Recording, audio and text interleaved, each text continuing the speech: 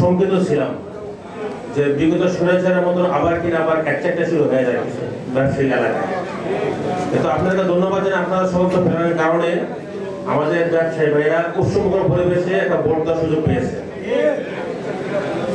আমি আপনাদের আহ্বান জানাবো, আমাদের এই হুঁশিয়ারি সমিতি বা এই আমাদের নির্বাচনটা আমাদের নিজস্ব নারায়ণগঞ্জ ঐতিহ্য। এটা পুরো বাংলাদেশ অনেক দূর দূর থেকে লোক এসে আমাদেরকে ভোট দিবে, সমর্থন করবে।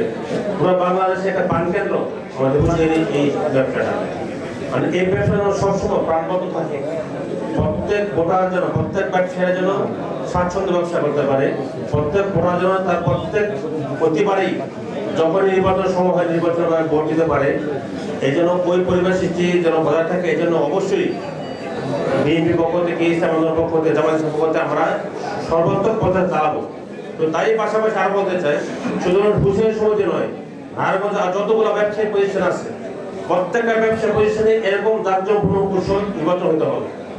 আমরা একচাটিয়ে কেউ দল করে নেবেন আমরা সহ্য করবো না।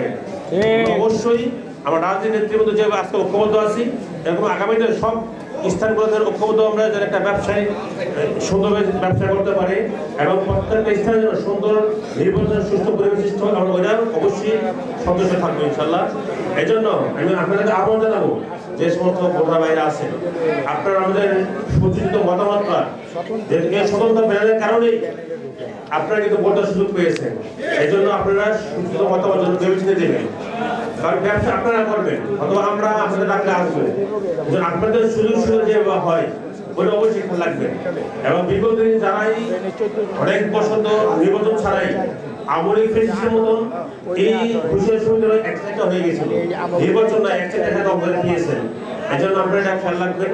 অবশ্যই অনেক ভাইরা আজকে একটা বক্তব্য দিয়েছেন, যারা ভোটার আছেন স্বতন্ত্র আরো যারা আছে স্বতন্ত্র, সকলের দিকে খেয়াল রাখবেন, মতামত রাখবেন এবং আপনাদের ব্যবসায়িক সুস্থ পরিবেশ রাখার জন্য যা যা দরকার তাই করবেন। আজকে আপনারা একটা প্রতিশ্রুতি দিয়েছেন, বিজয় হন বা না হন, আমি আশা করি বিজয় হবেন। বিজয় হওয়ার পরে যেন আমাদের এই ব্যবসায়ী প্রতিষ্ঠানটা সুন্দরভাবে চলে, আমি ওই আশা থাকবো আমাদের কাছে। বিশেষ করে দেখেছি ইদানিংকাল আপনাদের হুঁশিয়ারি সমিতি আশেপাশে অনেকগুলো চিন্তা বেড়ে গেছে, অবশ্যই এটা খেয়াল রাখবেন, চাঁদাবাজি খেয়াল রাখবেন। এগুলো যেন আগামীতে না হতে পারে, ব্যবসায়ী যেন সুন্দরভাবে স্বাচ্ছন্দ্য ব্যবসা করতে পারে এটা খেয়াল রাখবেন। আপনাদের সকলে ধন্যবাদ শেষ করছি। আসসালামু আলাইকুম ওয়া রাহমাতুল্লাহি ওয়া বারাকাতুহু।